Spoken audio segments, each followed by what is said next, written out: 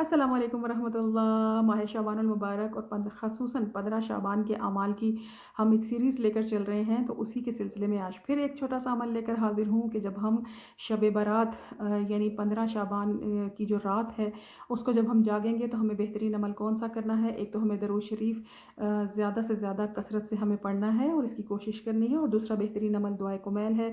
تیسرا بہترین عمل جو آج میں آپ کو بتاؤں گی وہ ہے کہ 100 مرتبہ تسبیحات اربعہ کا پڑھنا۔ ایک تسبیحات اربعہ کا پڑھنا۔